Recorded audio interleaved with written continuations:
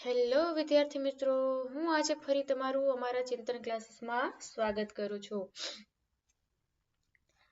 આજે આપણે લઈશું ધોરણ 7 નો વિષય ગુજરાતી અને ચેપ્ટર લઈશું આપણે 19મું અને જેનું નામ છે ઘડવૈયા.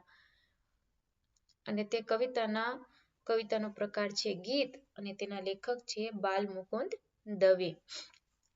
કોઈ પણ પાઠ કે કવિતાનો હંમેશા તેનો પ્રકાર અને તેના લેખક કે લેખિકા હંમેશા યાદ રાખવાના. તે હંમેશા મોસ્ટ આઈએમપી રહે છે, તો તે તમને કોઈ પણ રીતે પરીક્ષામાં પૂછાઈ શકે છે, કોષ્ટકમાં કે પછી વિકલ્પોમાં પણ.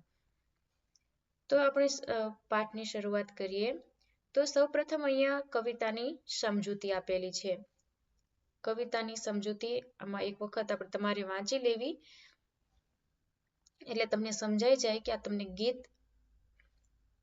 એટલે કે કવિતામાં સમજૂતીમાં તમને શું કહેવા માંગે છે, કવિતામાં તમને શું કહેવા માંગે છે. તો ચલો આપણે શરૂઆત કરીએ. તો તેની સૌપ્રથમ શરૂઆત થાય છે વિકલ્પોથી. તો આપણે વિકલ્પો જોઈશું કે ઘડવૈયા કાવ્યના કવિનું નામ જણાવો. તો કે બાલમુકુંદ દવે. કવિ આપણને કોના ઘડવૈયા કહે છે? તો કે ભારત માતાના. કવિ શું ટાળવાનું કહે છે? તો કે ઉચ્ચ નીચના ભેદને. કવિ ક્યાં જય જયકાર કરવાનું કહે છે? તો કે દેશના સીમાડે. ઘડવૈયા કાવ્ય કોનું ઋણ ચૂકવવા માટે પ્રેરતું કાવ્ય છે? તો કે માતૃભૂમિનું. એના પછી છે યોગ્ય શબ્દ મૂકી ખાલી જગ્યા પૂરો. અહીંયા ખાલી જગ્યામાં તમને તે ખાલી જગ્યાની પાછળ બે ઓપ્શન આપેલા છે, તેમાંથી જે સાચો હોય તે તમારે ખાલી જગ્યામાં લખવાનો છે. તો પહેલી ખાલી જગ્યા છે કે અમે બધા એક માતાના ખાલી જગ્યા છીએ. તો કે છૈયા. બધાએ ખાલી જગ્યાના અમૃત જેવા પાણી પીધા છે. તો કે માતૃભૂમિ. કવિ કહે છે કે ના કો નું ખાલી જગ્યા રહે ઉઘાડું. તો કે દિલ. માતૃભૂમિની રક્ષા કરવા માટે અમે ખાલી જગ્યા બનીશું. તો કે પાણી પંથા. ઘડવૈયા કાવ્યમાં કવિ કહે છે અમે મધદરિયાના ખાલી જગ્યા. તો કે ખેવૈયા.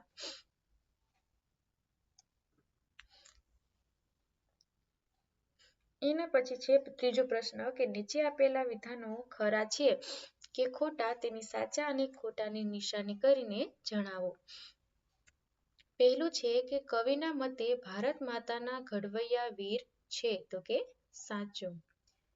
ભારતનો ગૌરવપૂર્ણ ઇતિહાસ યાદ કરવા વાણી વહેવા લાગે છે. તો કે ખોટું. ભારત માતાના ઘડવૈયા ભારતરૂપી નૈયાનું ઘડતર કરશે. તો કે ખોટું. ઘડવૈયા એકબીજાને મદદરૂપ થતા આગળ વધતા હશે. તો કે સાચું. નીચેના યોગ્ય જોડકા યોગ્ય રીતે જોડો. અહીંયા અ અને બ આપેલું છે અને ત્યાં ઉત્તરો લખવાના છે. અ માંથી બ જે જવાબ હોય તે અહીંયા એબીસીડી રૂપે લખવાનું છે, જે તમારે આમાંથી જોઈને લખી લેવું. તો આપણે સીધા એક વખત ઉત્તરે જોઈ લઈશું. પહેલામાં આવશે સી, બીજામાં ઈ, ત્રીજામાં એ, ચોથામાં બી અને પાંચમામાં ડી. તો તેનો તમારે આમાં ઉત્તર આમાંથી જોઈને એક વખત લખી લેવો. એના પછી પ્રશ્ન છે કે નીચેના પ્રશ્નોના ઉત્તર એક વાક્યમાં લખો. અમે સૌ એક માતાના છૈયા એટલે શું? તો કે અમે સૌ એક માતાના છૈયા એટલે અમે બધા એક જ માતાના સંતાન છીએ. આપણો દેહ શાનાથી ઘડાયો છે? તો કે આપણો દેહ માતૃભૂમિની માટીથી ઘડાયો છે. કવિ શું ભૂલવાની ના પાડે છે? તો કે ભારતના ભવ્ય ઇતિહાસનું સ્મરણ થતા જે ગૌરવની લાગણી જન્મે છે તે ભાવોના ઝરણાને કવિ ભૂલવાની ના પાડે છે. કવિ ક્યાં હિંડોળે ઝૂલવાનું કહે છે? તો કે કવિ સૌને સાથે મળીને પ્રેમના હિંડોળે ઝૂલવાનું કહે છે. કવિ મેદાનેથી ક્યારે પાછા ફરશે? તો કે કવિ મેદાનેથી વિજય પ્રાપ્ત કરીને જ પાછા ફરશે. કવિએ ભારતના ઘડવૈયાની સરખામણી કોની સાથે કરી છે? તો કે કવિએ ભારતના ઘડવૈયાની સરખામણી મધદરિયો ખેડતા ખેવૈયા સાથે કરી છે.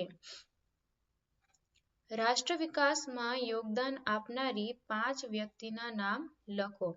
તો કે રાષ્ટ્ર વિકાસમાં મહાત્મા ગાંધીજી, સરદાર વલ્લભભાઈ પટેલ, લાલ બહાદુર શાસ્ત્રી જેવા મહાનુભાવો તેમજ રતન ટાટા, મુકેશ અંબાણી, ગૌતમ અદાણી જેવા મોટા ઉદ્યોગપતિઓએ યોગદાન આપ્યું છે. એના પછી છે નીચેના પ્રશ્નોના ટૂંકમાં ઉત્તર લખો. કવિ ભારત ભૂમિનું ગૌરવ શા માટે છે? તો કે કવિ ભારત ભૂમિનું ગૌરવ છે કારણ કે આ એ ભૂમિ છે જેમાં અમે ઘડવૈયા છીએ. એની માટીથી અમારો દેહ બનેલો છે અને એના પાણી પીને દેહ સિંચેલો છે. એનો ભૂતકાળ એટલો ભવ્ય છે કે એના સ્મરણ માત્રથી મનમાં ભાવોની સરવાણી વહેતી હોવાથી એ આપોઆપ ગૌરવ કરવા પ્રેરે છે. બીજો પ્રશ્ન છે કે કવિ ભારતના લોકો માટે શું ઈચ્છે છે? તો કે કવિ ભારતના લોકો માટે ઈચ્છે છે કે ભારતના આ બહાદુર ઘડવૈયાઓના હાથે ભારતનું એવું ઘડતર થાય કે તે બધા લોકો આંતરિક ભેદભાવ ભૂલીને એકબીજાને મદદરૂપ થાય. દરેકને તન ઢાંકવા માટે કપડાં મળે, ખાવા માટે અન્ન મળે, કોઈ ભૂખ્યું ન રહે, બધા પ્રેમભાવથી સાથે રહે અને ભારતની વિકાસરૂપી નાવને કિનારે પહોંચાડે. કાવ્યમાં સી રીતે વિજય મેળવવાની વાત કરી છે? તો કે ભારત માતાની રક્ષા કરવા માટે અમને જો જરૂર પડે તો પાણીપંથો ઘોડો પલાણીને મેદાને પડીશું. ત્યાં અમારી શૂરવીરતા બતાવીને સરહદ પર દુશ્મનોને હરાવીને ભારત માતાનો જય જયકાર ગજવીને વિજય લઈને પાછા ફરીશું. જેમ ખેલૈયાઓ મધદરિયે જાનની બાજી લગાવીને તોફાન સામે લડે છે એમ અમે પણ વિજય મેળવવા માટે જાનની બાજી લડાવી દઈશું. એના પછીનું છે કે નીચેના પ્રશ્નોના ઉત્તર લખો. ઘડવૈયા કાવ્ય આપણને માતૃભૂમિનું ઋણ ચૂકવવા માટે કેવી રીતે પ્રેરિત કરે છે? તો કે બાલમુકુંદ દવે રચિત ઘડવૈયા કાવ્ય આપણને માતૃભૂમિનું ઋણ ચૂકવવા માટે તૈયાર કરતું મધુર ગીત છે. આ કાવ્યમાં કવિ આપણને અલગ અલગ ધર્મ કે જાતિના નહીં પણ એક જ માતાના સંતાન એમ જ બહાદુર ઘડવૈયા તરીકે રજૂ કરીને સમાનતાનો ભાવ દર્શાવે છે. દરેક ભારતીયનો દેહ આ માટીમાંથી ઘડાયેલો અને અહીંના અમૃત જેવા મીઠા પાણીથી સિંચાયેલો છે. ભારતનો ભૂતકાળ એટલો ભવ્ય છે કે એના સ્મરણ માત્રથી મનમાં વિવિધ ભાવોની સરવાણી વહેવા લાગે છે જે આપણને ગૌરવ પ્રદાન કરે છે. તો આ સ્મરણોને કેવી રીતે ભૂલાય? વળી કવિ માતૃભૂમિના ઋણને ચૂકવવા માટે આંતરિક ભેદભાવો ભૂલી જઈ એકબીજાને સહાય આપી આગળ વધવા હાકલ કરે છે. કવિ એવા ભારતનું નિર્માણ કરવાનું કહે છે કે જેમાં દરેકને કપડાં, ભોજન મળી રહે, કોઈનું દિલ ઉઘાડું ન રહે અને કોઈ ભૂખ્યા ના સૂવે. સૌ પ્રેમથી હળીમળીને રહે. જો જરૂર પડે તો પાણીપંથો ઘોડો પલાળીને સરહદે પહોંચવાની તૈયારી બતાવે છે અને ખેલૈયાઓની જેમ જાનની બાજી લગાવીને વિજય સાથે પાછા ફરવાનું કહે છે. આ માતૃભૂમિનું ઋણ ચૂકવવા માટે વિકસિત ભારતનું ઘડતર કરવાનું કવિ કહે છે. કાવ્ય પંક્તિઓ પૂર્ણ કરો.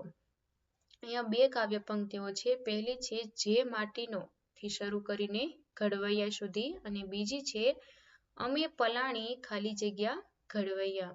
આ બંને કાવ્ય પંક્તિઓ તમારે તમારા પાઠ્યપુસ્તકમાંથી જોઈને અથવા તો તમે આ વિડીયોમાંથી જોઈને પણ લખી શકો છો, જે તમારે લખી લેવી. એના પછી નીચેના પ્રશ્નોના માંગ્યા મુજબ ઉત્તરો લખો. પ્રાસયુક્ત શબ્દ લખો. છૈયા તો કે ઘડવૈયા, ભૈયા ને નૈયા. પાણી તો કે પલાણી અને સરવાણી. ટાળશું તો કે ગજવશું, પડશું ને ફરશું. આપેલા ઉદાહરણ મુજબ યોગ્ય શબ્દો લખો.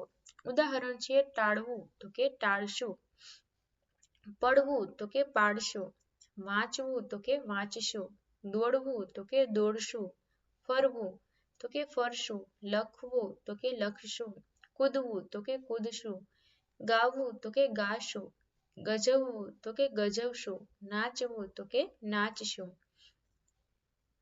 એના પછી છે કૌંસમાં આપેલા શબ્દમાં જરૂરી ફેરફાર કરી ખાલી જગ્યા પૂરો.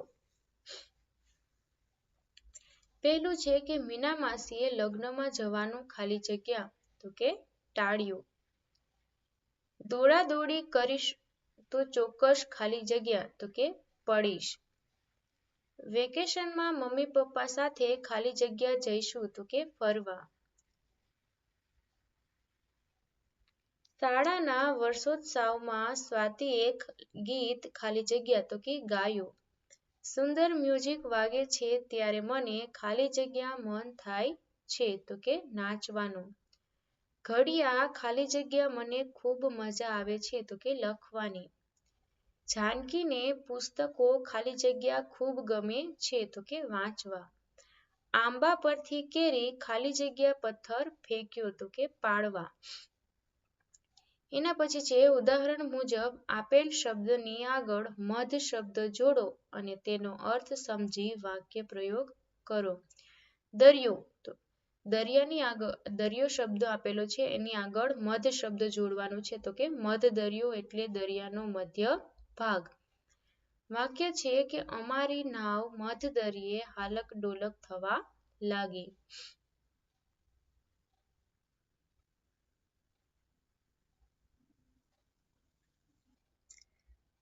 આવી જ રીતે અહીંયા બીજું શબ્દ છે પૂડો તો કે મધપૂડો એટલે મધમાખીનું ઘર. વાક્ય છે કે મધપૂડામાં મધમાખી મધ એકઠું કરે છે. બીજું છે માખી તો કે મધમાખી. તો તેનો અર્થ છે કે મધમાખી એટલે મધ એકઠું કરતી માખી. વાક્ય છે કે મધમાખીના ડંખથી સોજો આવે છે તો ઘણાને એલર્જી થાય છે. રાત તો કે મધરાત એટલે રાત્રિનો મધ્ય ભાગ. મધરાતની નીરવ શાંતિમાં ક્યારેક ડર પણ લાગે છે. વાડો તો કે મધવાડો એટલે મધમાખીનું ઉછેર કેન્દ્ર. મધવાડામાં નાના નાના ઘર બનાવીને મધમાખીનો ઉછેર કરવામાં આવે છે. એના પછી છે કે આપેલા બે શબ્દોનો ઉપયોગ કરી એક વાક્ય બનાવો. માટી અને પાણી.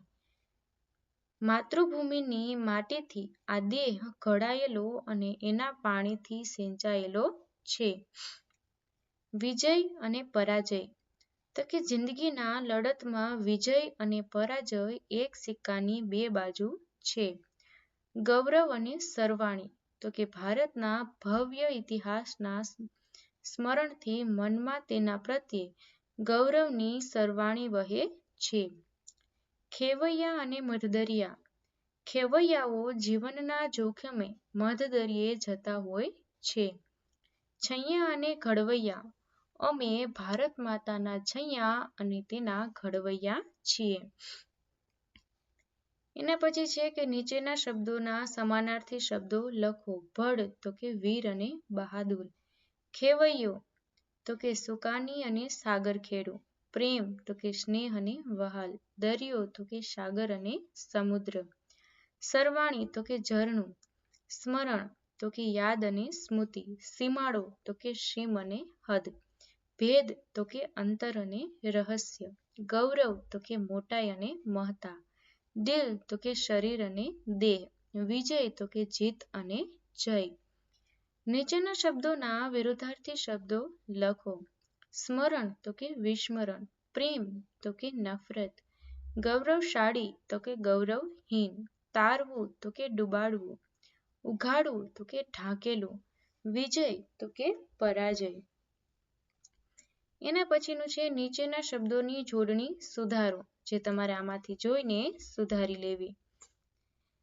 એના પછી છે નીચેના તળપદા શબ્દોના વિશિષ્ટ રૂપ લખો. કોનું તો કે કોઈનું. પોઠે તો કે સૂવે. દિલ તો કે શરીર, ભૈયા તો કે ભાઈ, છૈયા તો કે છોકરા અને સંતાન, પલાણી તો કે સવારે. એના પછી છે નીચેના શબ્દોને શબ્દકોશના ક્રમમાં ગોઠવો. અહીંયા શબ્દો આપેલા છે જે તમારે અહીંયા શબ્દકોશના ક્રમમાં ગોઠવવાના છે.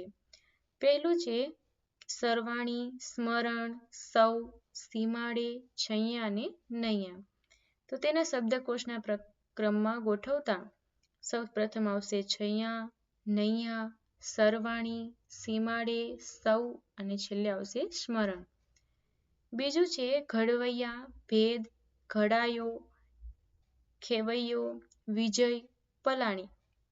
તો તેને શબ્દકોશના ક્રમમાં ગોઠવતા ખેવૈયો, ઘડવૈયા, ઘડાયો, પલાણી, ભેદ અને વિજય. એના પછી છે નીચેના શબ્દ સમૂહ માટે એક એક શબ્દ લખો. તો કે ઘાટ આકાર આપનાર તો કે ઘડવૈયા, સાગરને ખેડનાર ખેવૈયા, પાણીના જેવી ગતિવાળો તો કે પાણીપંથો, દરિયાનો મધ્ય ભાગ તો કે મધદરિયો. એના પછીનો પ્રશ્ન છે કે ભારત મારો દેશ વિશે 10 થી 12 વાક્યો તમારી નોટબુકમાં લખો. ભારત મારા દેશ વિશે તમારે 10 થી 12 વાક્યો તમારે તમારી નોટબુકમાં લખવાના છે, જે તમે તમારા શબ્દોમાં સરસ રીતે લખવાનું છે. આવી જ રીતે તમને અમારી ચેનલના વિડીયો સૌપ્રથમ મળી રહે તે માટે તમે અમારી ચેનલને લાઇક, શેર અને સબસ્ક્રાઇબ કરો. અથવા તમારે કોઈ પણ ધોરણના અથવા કોઈ પણ વિષયના તમારે કયું ચેપ્ટર જોઈએ છે તે તમે મને કોમેન્ટ કરીને જરૂર જણાવજો.